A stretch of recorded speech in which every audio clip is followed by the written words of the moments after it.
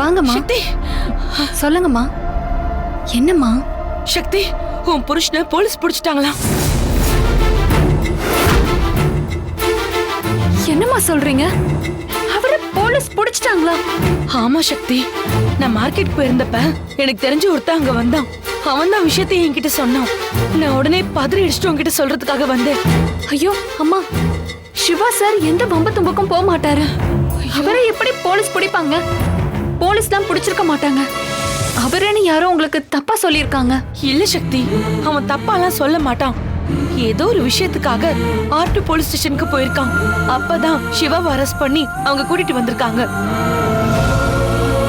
அலமேல அக்கா வீட்டுல குடியிருக்கிறவங்களாச்சேன்னு அந்த பையன் என்கிட்ட வந்து சொன்னான். நீ நேரத்தை கடத்தாம உடனே நீ ஆர்டி போலீஸ் ஸ்டேஷன்ல போய் என்னன்னு கேளு. போ, எதுக்கு அரெஸ்ட் பண்ணாங்கன்னு விசாரி. போ.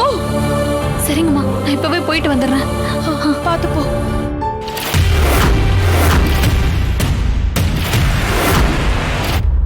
கொடுங்க சார். ஆமா,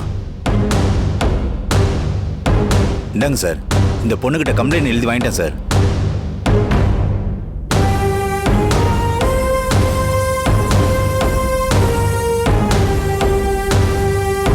அப்புறம் என்ன, அவன் தான் தப்பு பண்ணிருக்கான்னு தெளிவா தெரியுதுல்ல?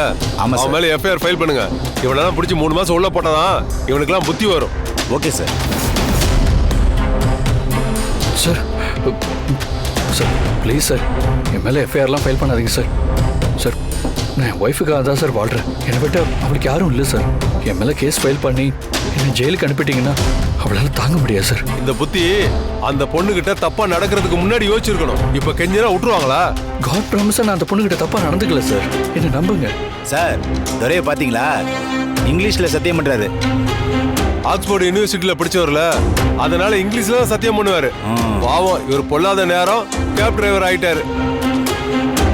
என்ன சார், நான் சொல்றது சரிதானே?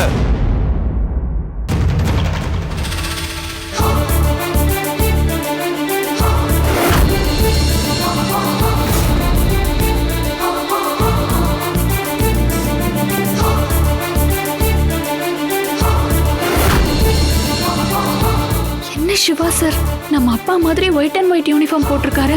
அப்படின்னா நம்ம கிட்ட வேற வேலைக்கு போறேன்னு சொல்லிட்டு டிரைவர் வேலை தான் பார்த்துட்டு இருந்திருக்காரு.